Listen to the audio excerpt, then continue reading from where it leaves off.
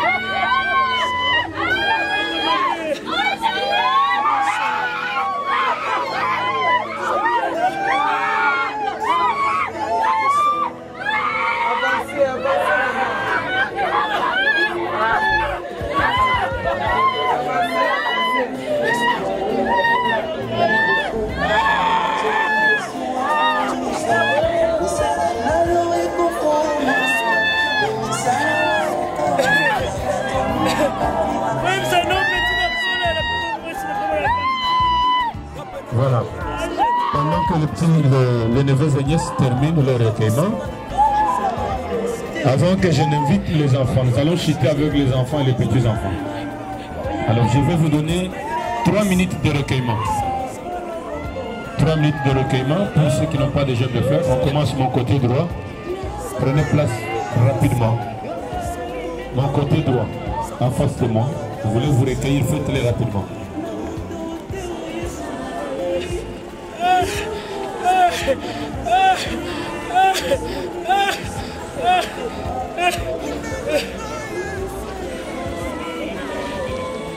Emboîtez les pas, très bien.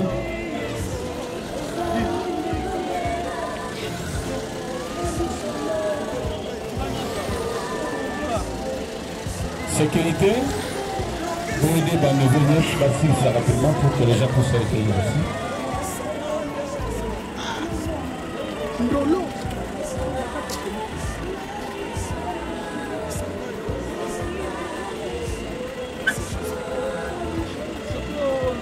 Alors, mon côté gauche aussi, mon côté gauche, vous vous recueillir aussi.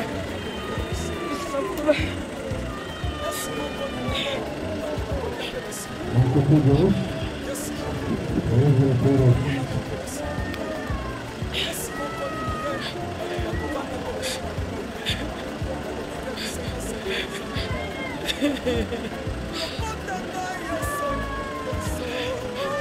Papa m'a fait vidéo sur mon signé. Oh, il va qui m'a battu. Oh, il va qui m'a battu. Merci de m'envoyer. Merci de m'envoyer. Ok, j'aimerais. Ça, les petits, la colle, on a fait moi aussi. Comment la bande? Comment ma belle? Merci.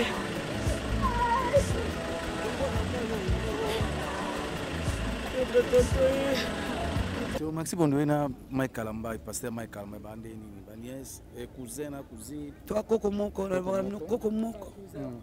Cousin, cousine propre. Coco Moko, toi, la Coco Moko. Combien de fois tu as baillé? Tu as baillé? Tu as baillé? Oh, baillé, pété. C'est un artiste, c'est mon frère. Moi, pour moi, c'est pas un artiste. Pour moi, c'est mon frère. Ok.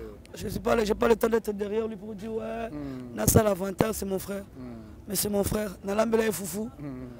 Frère Mike. Frère Mike. Repassé Bilamba, on a ta pantalon à Mbenza, qui est comme l'église, on a bête. Il y a un autre musique. Quand vous voyez frère Mike comme ça, toi qui n'as rien dans la vie, continue à garder la foi. Ça, oui. Vous ne connaissez pas l'histoire, vous le voyez, Pasteur Mike, tout le monde, Pasteur Mike. Ceux qui nous ont image à Pasteur Mike. Vous allez dire qu'il n'y a que Dieu qui peut faire ça. Et quand je vois les gens parler du mal de mon frère, ça n'a pas si ma casse. Quand ça va comme on a bêté la poussière et maintenant à 5 h du matin pour que l'église soit au samedi, la personne n'était pas là. Dans la gomme moulaya zoyemba pantalon benza chemise à munene. Oyemba na Koral et Ebenezer. Personne n'était pas là. Il était là tant au lieu foufa olala. Il y a aucun personne n'était pas là. Dans mon pasteur Mike, dans mon aka 11 ans balobaka ko saate. Et ça mais je garde toujours la foi. Il a commencé à les bénir au temple 11 ans balobaka na mon hôtel famille ngwa Mike hôtel na maman Mike yango. Oye ba place li kamango e bandate. E bandela wapi? E bandela wapi? Soki mo azwa courage moko. Abete le témoignage même la place za ko là un jour. Na monga fula kuna na se. Vous allez dire qu'il y a que Dieu. Il y a que Dieu. Moi je connais Dieu. Ndeko na biso Maxi Bondo ayaki Kitasa pe ayena matanga oyo pe akufelaki parmi ba programme na ye oyo na Kitasa ezali pe na programme pe ya matanga tolela na bao baza kolela toseka na bao bazoseka na minute Maxi azolela mwana tika ye moko ya te il faut n'être kokokisa we ali parole de Dieu yango na moi to ye courage parce que nzambe moko mutapesa ka ye moko pe adjui omoni biso nde bato to tika to milengela to milenga po to bingonga te to bi pe mokolo te de courage boka bone ya kapasi to bi ba pota ne mutasudaka ba pota ne zanzanga za programme écoute na catch en fait mais ala ite na ba programme mususu écoute quand là donc Zambé moi il était tellement gentil dans la bandit théâtre on a battu ma batam on a bandit coup na ko ino Maxi Bondo était on a na sala pa bodo la kima wa famille na banga bagangelanga Mama, if love is crazy, love is for me. Peuple de Dieu, shalom. Satan a commis dans 666 manières pour nous bébisa ba destin ya bana ya Seigneur Jésus-Christ de Nazareth. Na destin na yo, oza na yo pauvreté, mais na destin oyo Satan a pesi yo au commis pauvre. A côté si célibat, à côté si ba blocage, à côté si ba esprit de mort, à côté si bana ba autisme ba yaki ba biki, ba o bazala ki na ba blocage, ba débloquer, bina ba changer. O bazala mikumba na bango, bo ya na ngo epai na Nzambe ye moko ko décharger bino botala o ba kobi décharger nakoko ko bomba te bolamo Nzambe salinga et prophète ba opportunité pour nga Clémence c'est comment qui passe faveur et comment qui passe tango na zungi ba opportunité o nga na kutani nango na kutani na opportunité donc mutu nyo soza na besoin d'opportunité na vie ba porte fungwama ba chance sala do okutana kana makambo malamu na nzela nga na une semaine on a utozonga na 2 semaines je suis heureuse et je suis vraiment heureuse que Nzamba pesinga ba faveur wana opportunité fungwami do ba difficulté on azaki ya ko kanganga ya makazi modèle Nzamba débloquer ngo na iba kiteke ko zana bo pété boy vraiment délivrance des abuna très nécessaire. Je suis une femme, on a ça business, pour que nous ayons bien, mbongo pe monanaka et puis nous avons faveur et pas batou. Tout ça, nous avons porté fungamaka. En tout cas, on a senti Docteur Likoukouma, bana ko bali kouma. Kombo ngai. Kombo ngai. Na koloba eza passé. Des mots Likoukouma.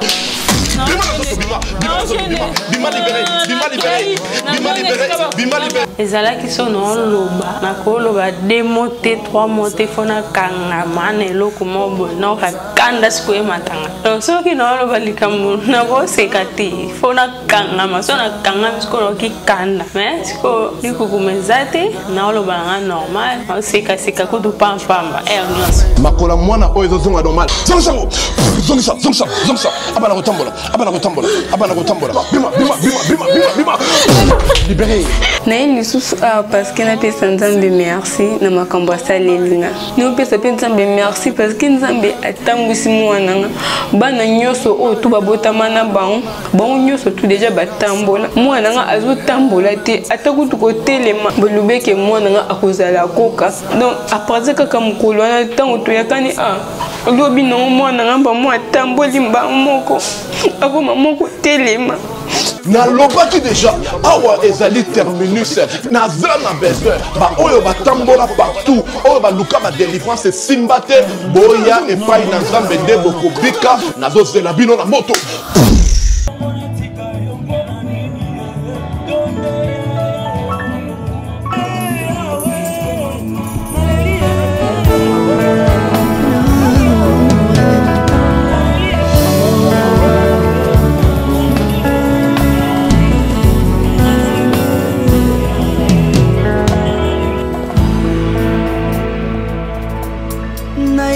na yo papa nanga monisanga loboko na yo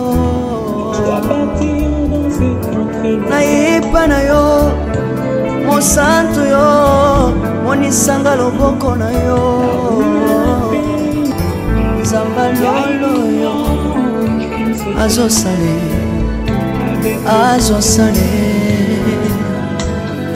nzamba lolo azosale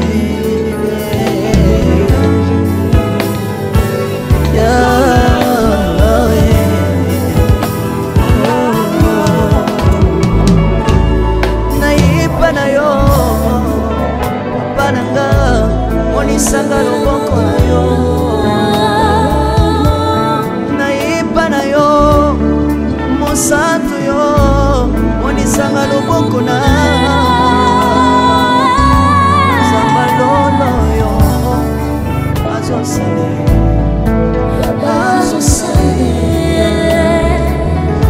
samaka basangolwe azosale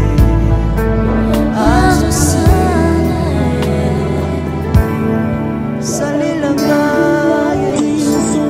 yeso salilanga yeso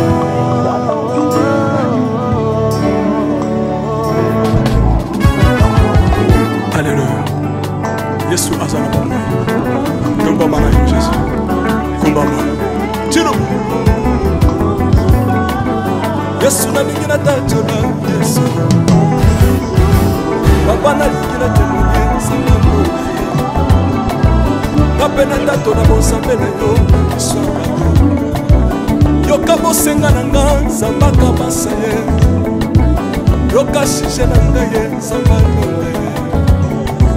Naye na bapasi nanga kosabo zambe na yo naye na kosanga nanga kosabo zambe na yo salela nga yeso yeso salela nga yeso yeso salela nga yeso yeso salela nga yeso yeso undela nga yeso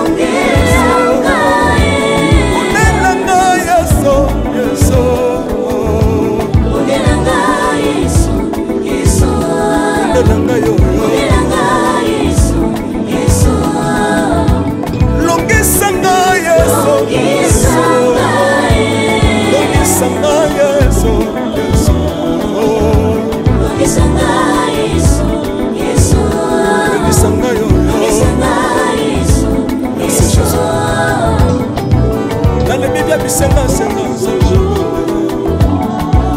Nalemi via pesanga kabela senga senga Yesu moko nini ye bato bakolia mpe na nsima na ngai Yesu moko nini ye bato bakolata mpe na nsima na ngai Yesu moko nini ye bato bakovanda mpe na nsima na ngai nalobi mpe bisengasenga nzanga lokota ngai Yesu Yesu lokota ngai Yesu Yesu lokota ngai Yesu kutika ngai te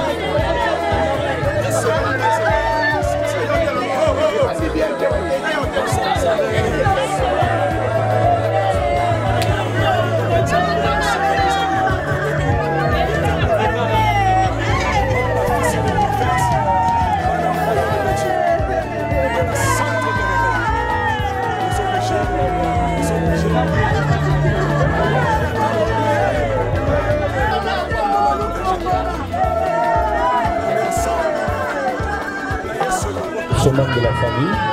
Veuillez à présent vous calmer. Veuillez vous calmer. Et éprouver. Chers frères et sœurs dans le Seigneur, bonjour.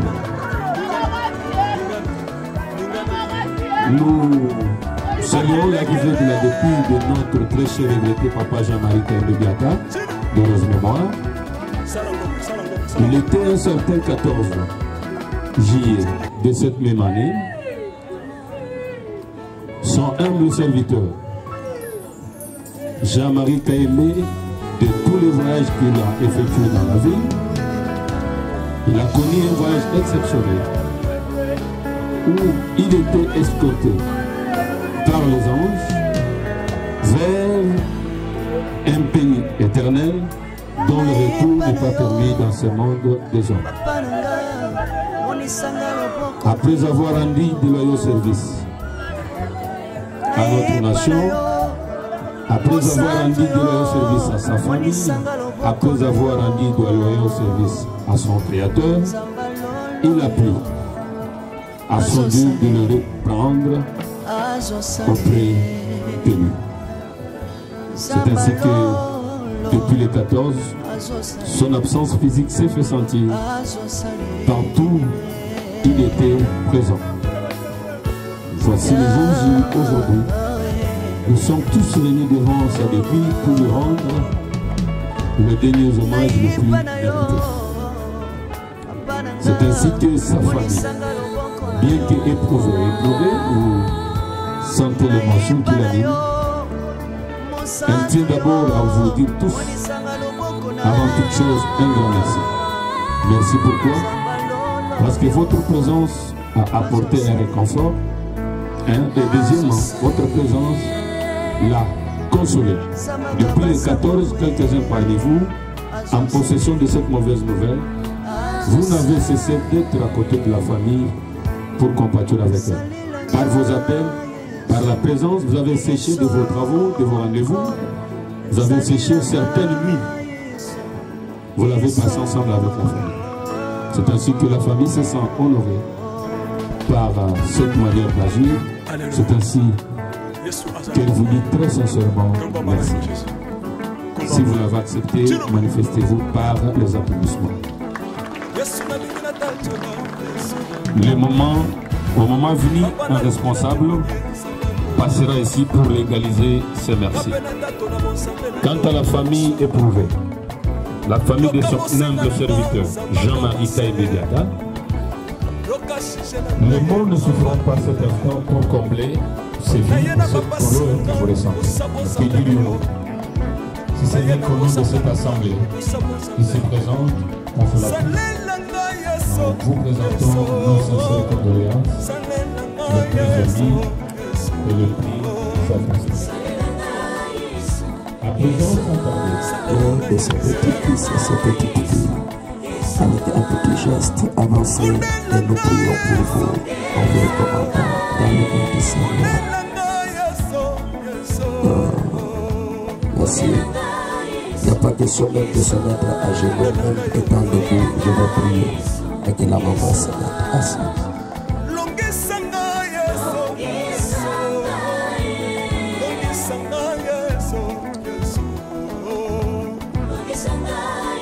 Non.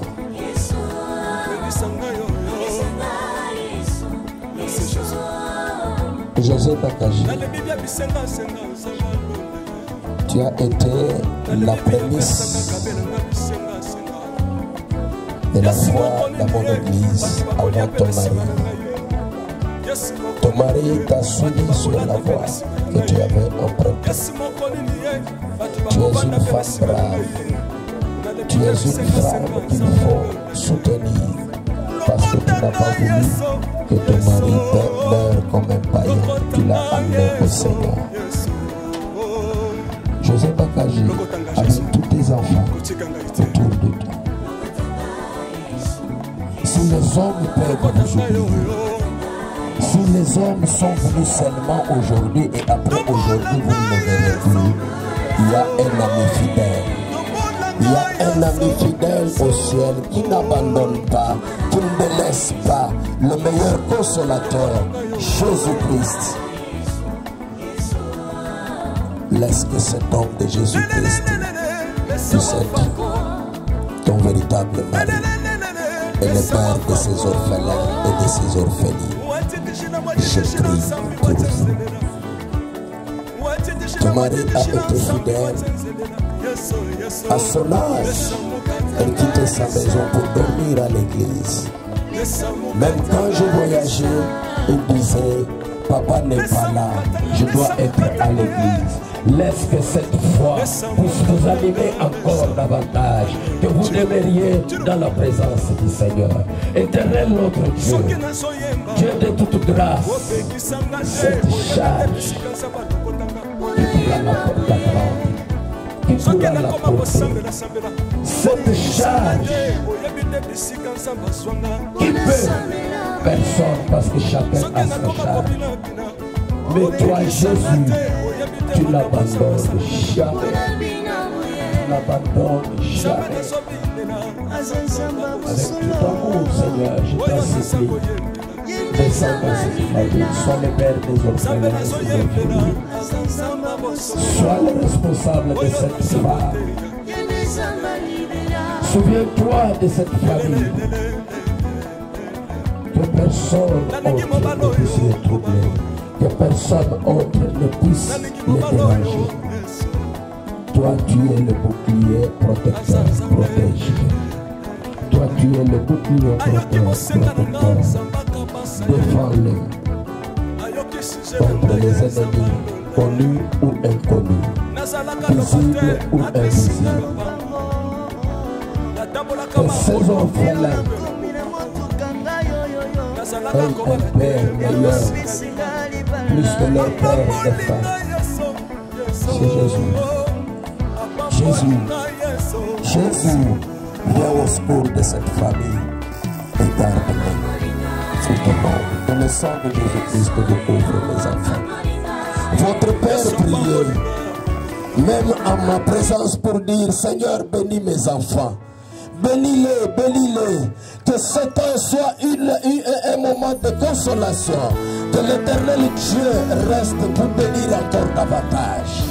Et que vous fassiez le nom de votre Père. Soyez bénis au nom de Jésus.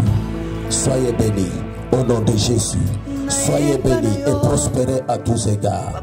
Tout ce que vous entreprendrez, que la réussite et le succès soient de votre part. Je vous bénis ainsi au nom de Jésus-Christ. Soyez bénis, soyez bénis, soyez bénis, soyez bénis, soyez bénis, soyez bénis, soyez bénis, soyez bénis, soyez bénis, soyez bénis mes enfants, soyez bénis, soyez bénis ma fille, soyez bénis ma fille, soyez bénis mon fils, soyez bénis. Que la grâce et la paix de notre Seigneur Jésus-Christ vous soient accordées. Au nom de Jésus-Christ, nous avons ainsi prié. Amen.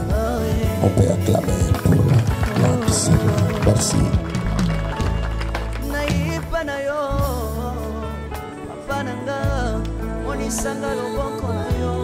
Merci beaucoup au pasteur Stanley pour la prière, surtout pour la prédication. Merci pour la prière familiale. Nous continuons avec le programme. Nous vous signalons que cette cérémonie passe en direct sur la chaîne YouTube Jean Clovis Lopez. Lopez avec un seul S à la fin. Jean Clovis Lopez TV. Donc, vous pouvez partager le lien sur YouTube. Merci. Alors, nous entamons la série des mots. Nous commençons avec les mots sans fond. Nous invitons M. Arsène Kabouya de bien vouloir prendre la parole. Alléluia. Bonjour à tous. À présent, nous allons passer à la lecture de la biographie de notre regretté papa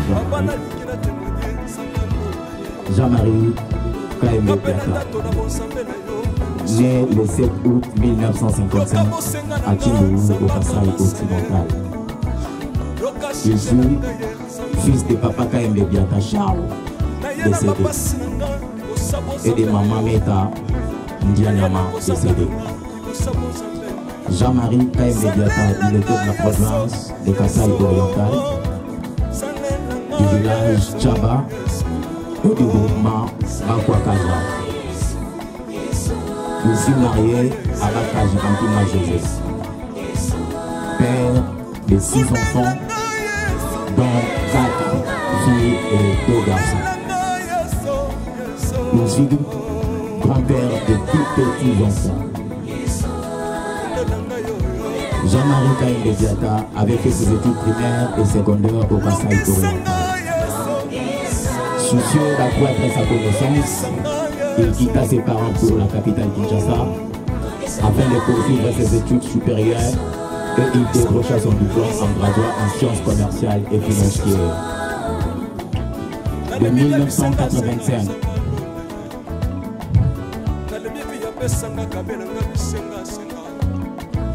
Yes, mokoni niye, batu bakolata pe na sima ngai. Yes, mokoni niye, batu bakovanda pe na sima ngai. Na lebika bisenga senga nsamba londa ye. Lokota ngai yeso, yeso. Lokota ngai yeso, yeso. Lokota ngai yeso, kotika ngai te. Lokota ngai yo yo.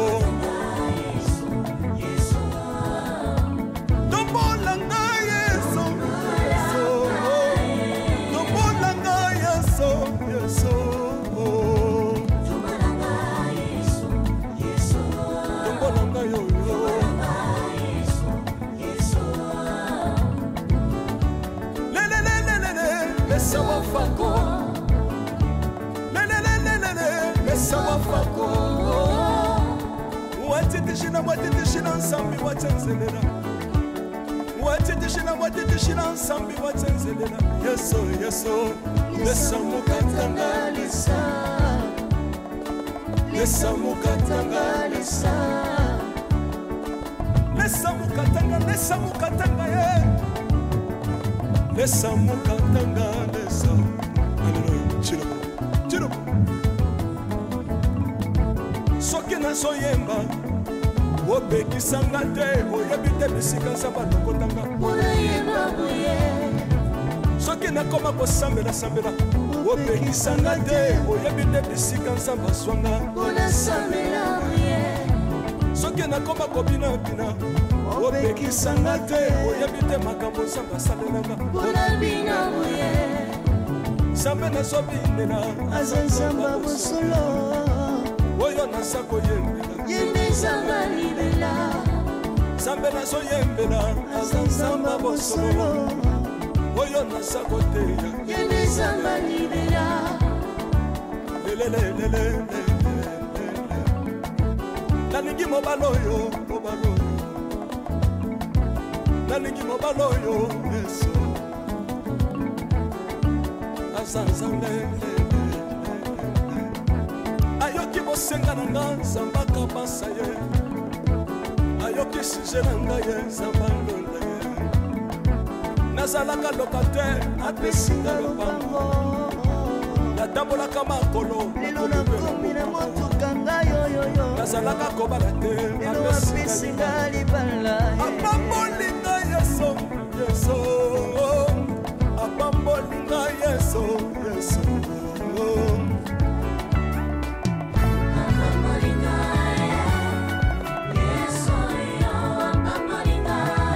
Yeso apambolinga, chilobo. Yeso lokotima besitina. Asa nzambe. Nalingo beta mololo bisika ezali. Beta mololo. Comme la fils du prophète. Bana royaume de Dieu. Bana centre de réveil. Nous obligés. Obligé. Obina kama bien. Kola pambola yo ingénieur. On est ensemble. Na yesu longo tozomata. Tozomata. Mabe ya Nzambe za wapi soki nzamba zo pambola. Lingana.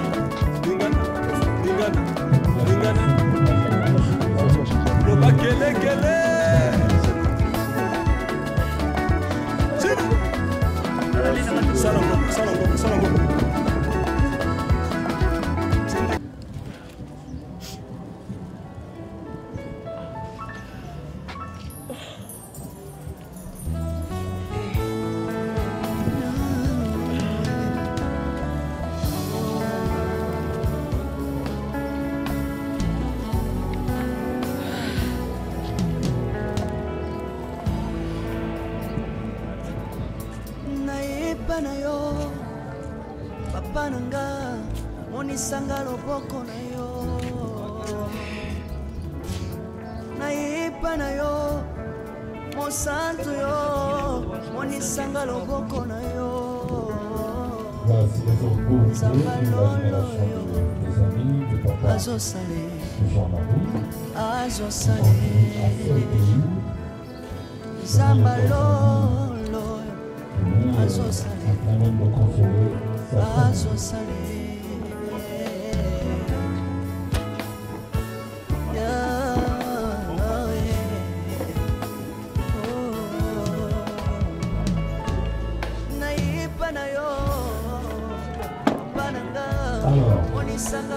La belle la famille Pouy, belle famille de Dorcas. J'invite la famille Palala, belle famille de Madame Pamela.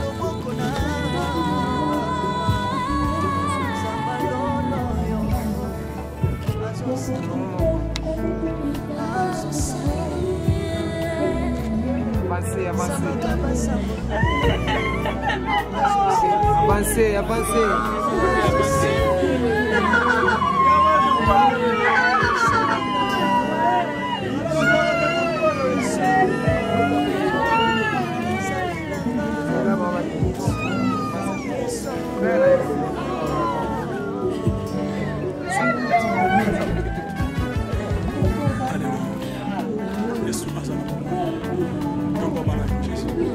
J'ai invité la famille Kala, la belle famille de Madame Pamela. J'ai invité la famille Ntumbu, belle famille de Madame Belinda. J'ai invité la famille Thio, belle famille de Madame Rachel. J'ai invité la famille Koukoui, belle famille de Madame Dorcas.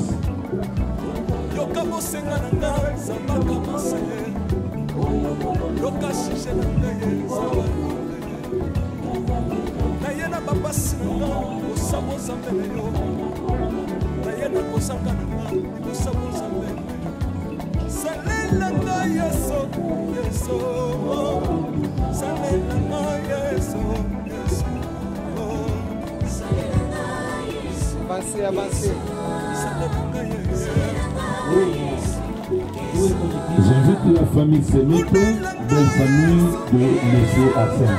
Je viens vouloir avancer. La belle famille Tsumbu, belle famille de Madame Belinda.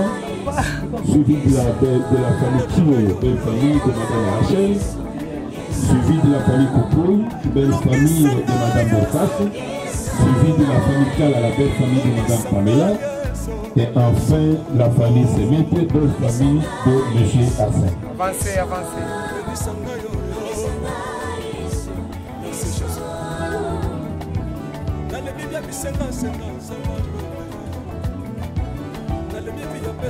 Alors, la famille épousée, la famille Jean-Marie, Kaimé, du grand merci à la famille Toulou, la belle famille de Madame Belinda d'être venue. Merci également à la famille Thio, belle famille de Madame Rachel d'être venue, la famille éprouvée, vous dit merci. Merci aussi à la famille Koukoui, belle famille de Madame Dorcas d'être venue. Merci à la famille Kala, la belle famille de Madame Pamela d'être venue ainsi. Et enfin, merci à la famille Semete, belle famille de M. Arsène. Nous continuons.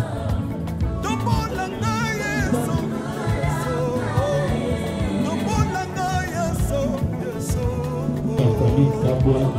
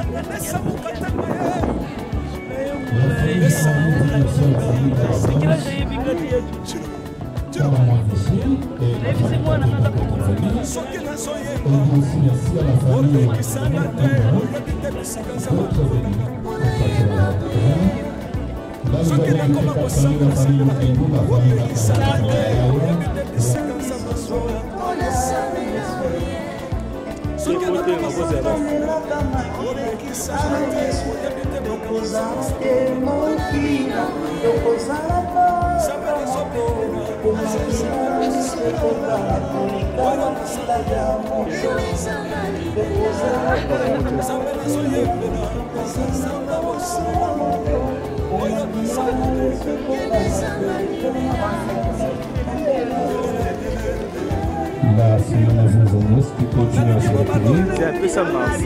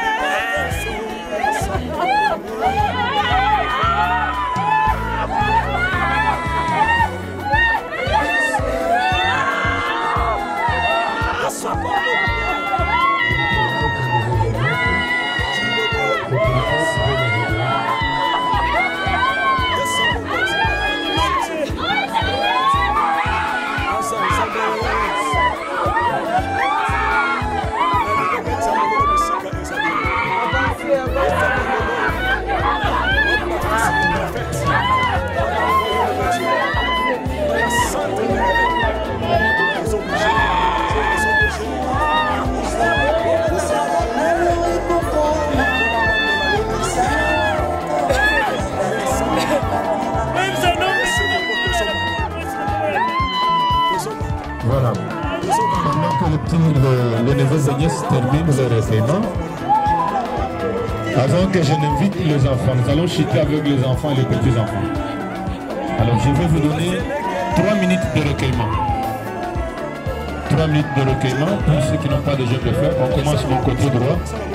Prenez place rapidement. Mon côté droit, en face de moi. Vous voulez vous recueillir, faites-le rapidement.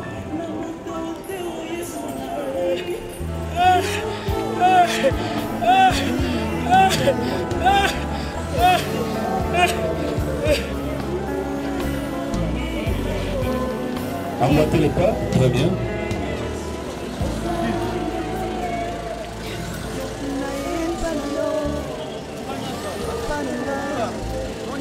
Sécurité, pour aider les neveux bâtir rapidement pour que les gens puissent se recueillir aussi.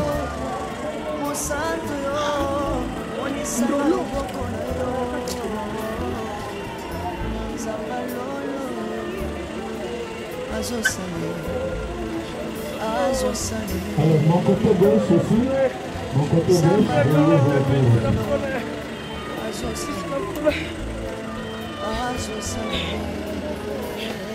côté gauche,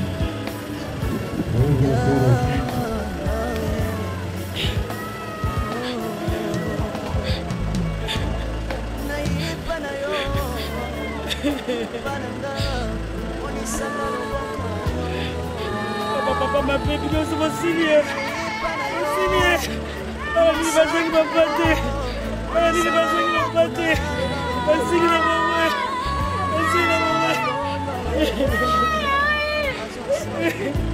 Ok, j'aimerais. Ça, les petits, là, comment la va? Comment ma belle? Merci.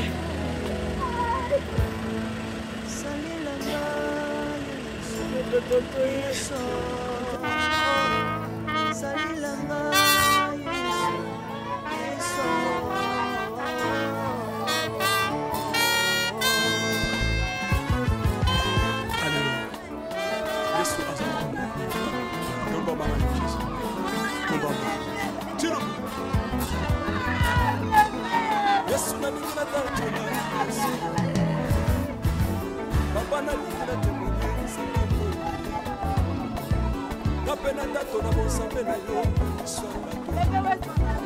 yoka bosenga na nga nzambaka basale yoka shije na ngaye nzambaka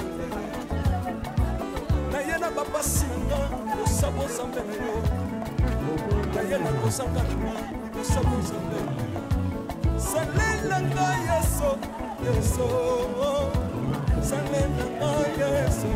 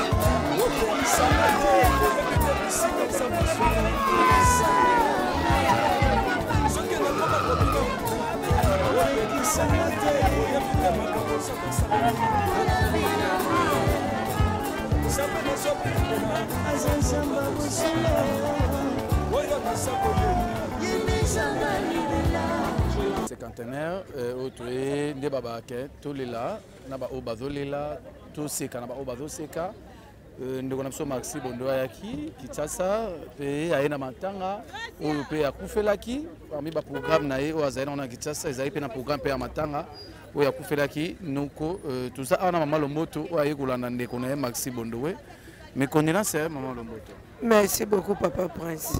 Tout le monde a assisté de qu'on a Maxi Bondoé. Omoni biso Bible totala kama komia Bible.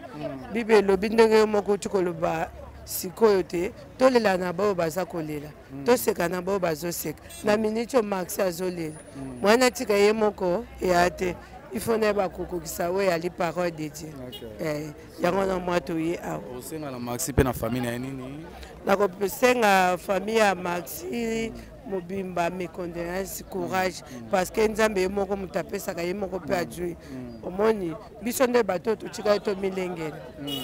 To milengere poto ebingo ngate, to ebi pe mokolote, de courage. Boka bone ya capacité, to ebi ba pota ne muta sudara ba pota ne zanzanga. Amen. C'est bon, merci Pierrot, Maxi pe moi un mot. Tout ça, mes condoléances. Merci, Prince. Tu vas avoir un surpris au monde avec Maxime Kitasa. C'est un peu par exemple programme qui pour na payer matanga. Ya no konayo. Salut au penda passi. ça programme écoute na catch en fait mais ça là il y a un programme sous écoute quand on est là donc Zambe moi ba souvenir ni nango zo garder pour na ouais vous tika biso oncle Jean-Marie KMB vous avez avec oncle Jean-Marie Tara te pèse comme toi quand comme mon cousin oncle Jean-Marie le oncle de tout le monde il était tellement gentil dans la bandit théâtre dans le bâtiment on a la bandit qu'on a connu dans le Maxi Bondo était on a dans salle pas Bordeaux la kima votre famille on va gangélanga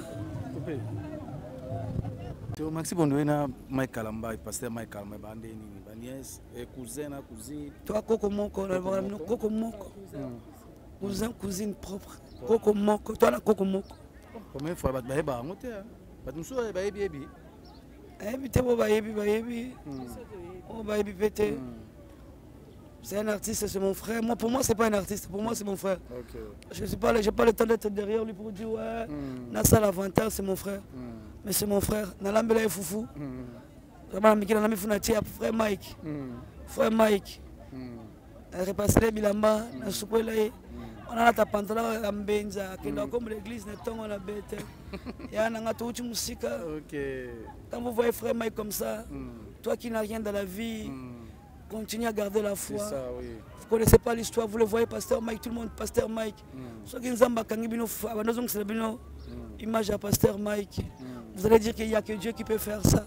Et quand je vois les gens parler du mal de mon frère, ça n'a pas si ma casse. Qui si boye.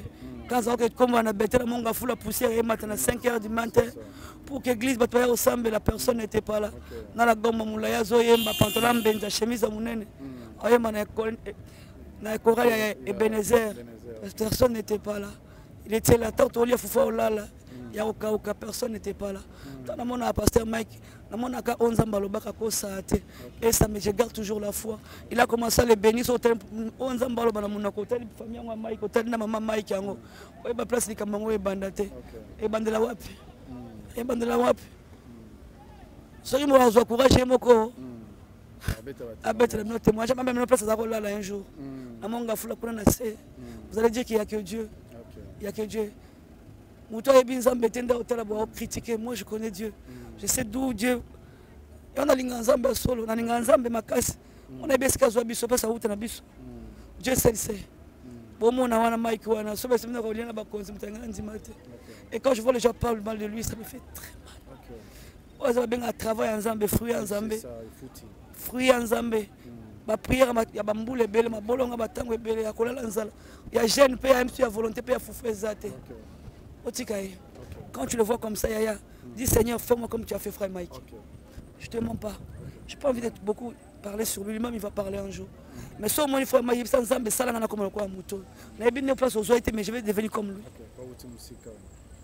Ezali Kambangolu et moi Emba, Ezali Kambangolu. Merci vraiment. Tu rejoins ta moquette, mais tu rejoins vraiment, je crois, dans un plateau où tu as matin, il y a Kosulanaye. Merci. Babinotu. Bye.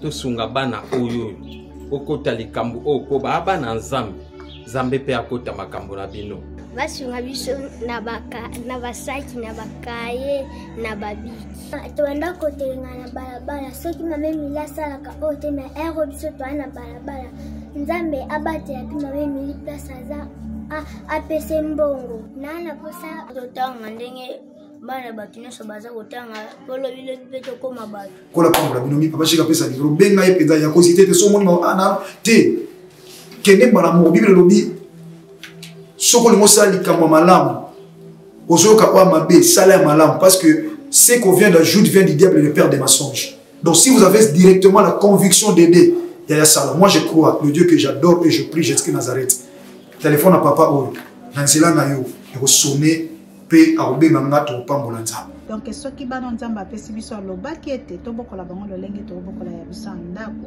Alors soki ozo préparer rentrée scolaire ya mwana na wa kozonga na basket asika na uniforme asika, pourquoi pas penser aussi na bana oyo nzamba apesi biso nzamba pambola bina balobi oyo yoza ko semer okomoissonner yango un jour. Tozomine avenue Kinzola numéro 49, quartier Régie des Eaux, commune de Kitsenso, référence 3e Dodane. Pour tout contact, bengabiso na ba numéro Oyo. Orphelinat Vida, lobby à ba orphelin. Na pesibino mbote na kombo na Yesu, c'est bien moi votre frère, le pasteur Israël Nash. Je vous salue au nom de Jésus. Je suis précisément à Kinshasa. Naza responsable ya orphelinat Jésus est mon papa. Na ye liboso na bino pour na représenter bino bana o bozomona na bilili pe ba difficulté tozanango. Na bandaki musala oh ça fait longtemps ya koboko la bana selon ainsi dit l'Éternel. Mais ba difficulté ezamingi, difficulté ya loyer parce que tozo foutela et puis difficulté au foot la bana minerval pour to chute au bandaki. To pesa qui avance mais tikali ndambo. Nazo banga ke bana oyo bakata classe bakoma nango na sukate. C'est pour cela Dieu m'a mis au cœur na lancé message oyo na batu nyonso ya motema malamu basunga bana oyo bozomona na bilili.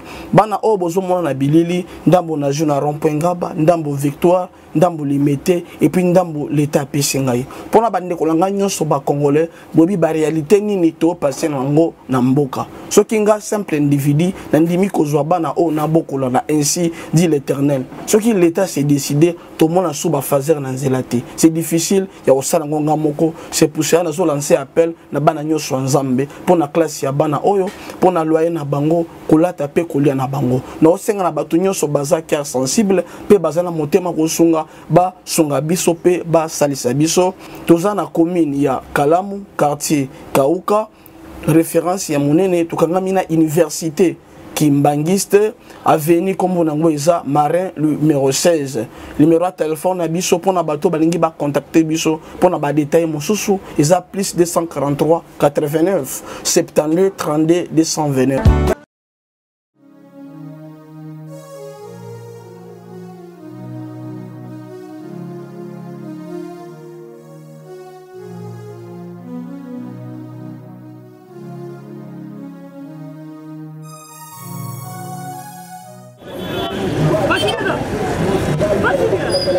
DiCaprio, ça va?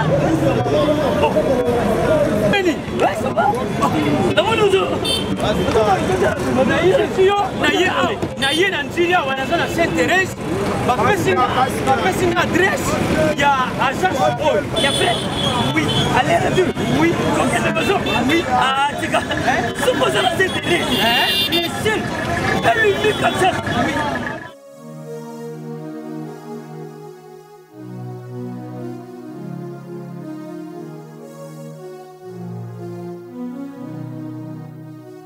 Station Saint-Thérèse. Oui. Ce commis Saint-Thérèse. La mission. Si moi n'ai exactement. Mais ça ici il y a kubunga te. Service. Ponctualité. Respect. Et puis bango.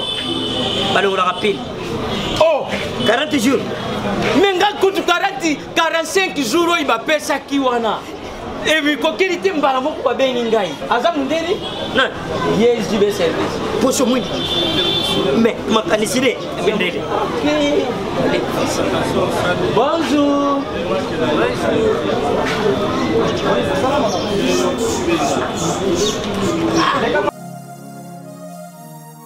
Papa Julien, DiCaprio, Papa Julien, DiCaprio, Omonio, il a Jibé service. Et puis il y a José Baïla. Il y a José Baïla. Ah, motomoïde de l'Omaïdemo. Il y a Mundede. Attention, ton ganayo. Moutego le guaté, on va s'attendre au mobile. Il y a un gros service et ça caca on a qui ça.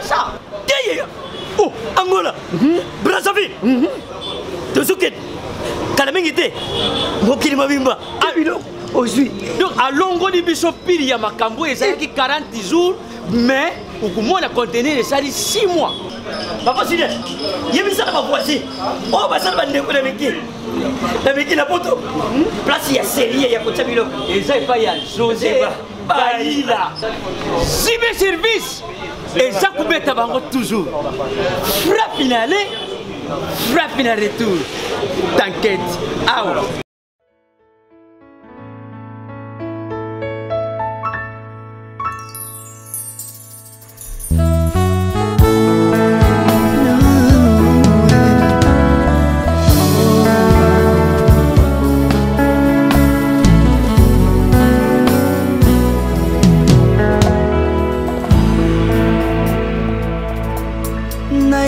Na yo papa nanga monisanga loboko na yo naipa na yo mosantu yo monisanga loboko na yo nzamba lolo yo azosale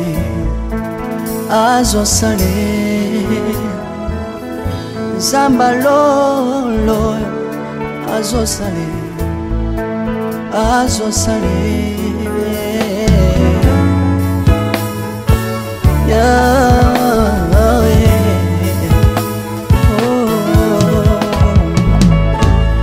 naipa na yo papa nanga monisanga loboko na yo naipa na yo mosantu yo monisanga loboko na nzamba lolo yo azosale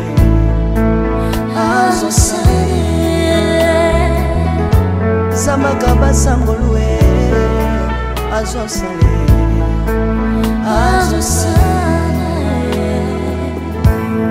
salilanga yeso salilanga yeso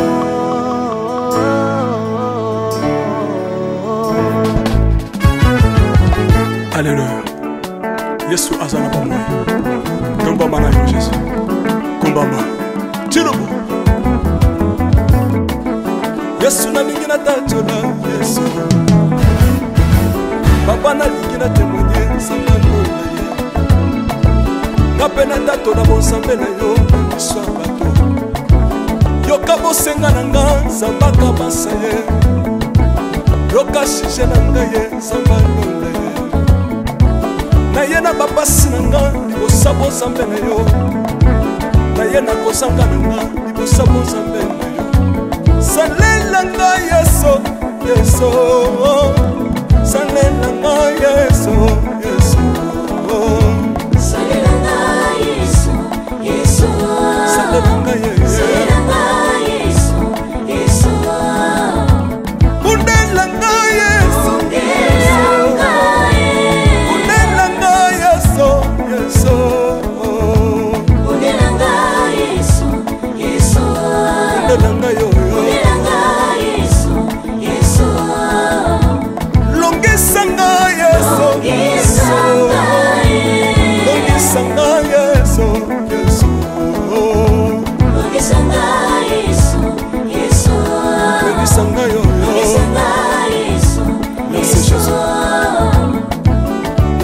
bisenga senga sangalo na bibi ya pesanga kabela nga bisenga senga Yesu moko nini ye bato bakolia pe na sima na ngai Yesu moko nini ye bato bakolata pe na sima na ngai Yesu moko nini ye bato bakovanda pe na sima na ngai na bibi ya bisenga senga sangalo na ye lokota ngai Yesu Yesu lokotanga Yesu, Yesu. Lokotanga Jésus, kotikanga ite. Lokotanga yo yo. Tombolanga Yesu, Yesu. Tombolanga Yesu, Yesu. Tombolanga yo yo.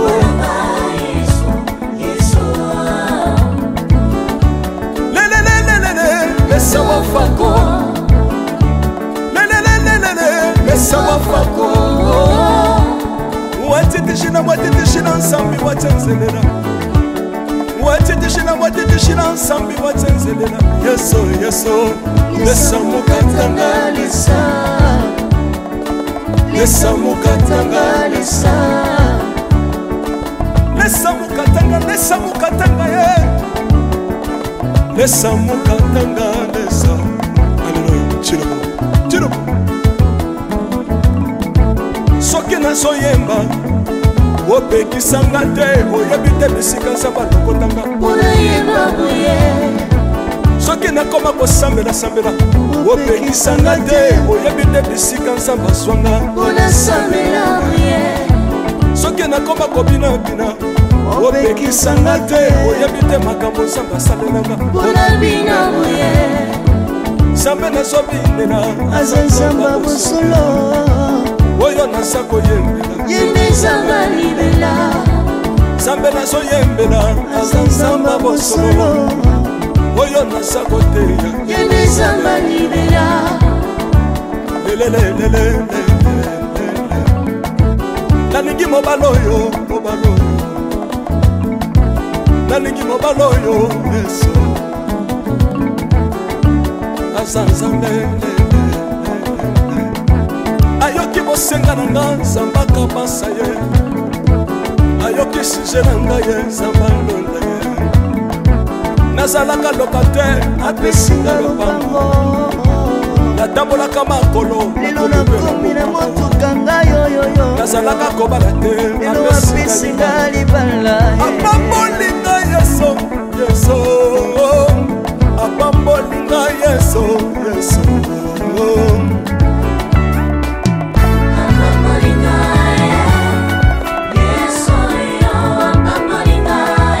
yesu apambolinga chilobo yesu alokotinga apesitina aza nzambe nalingo beta mololo bisika ezali yo beta mololo wapi bafisi du prophète bana royaume de dieu bana centre de réveil ozobouge ozobouge obinaka wapie mpona pambola yo ingénieur ki on est ensemble na yesu elongo tozomata mabe ya nzambe eza wapi soki nzambe azopambola yo lingana loba kelekele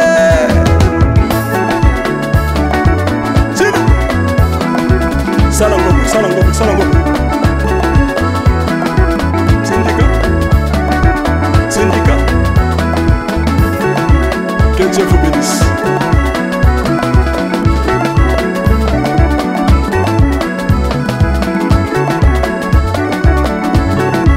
Samba pambola bino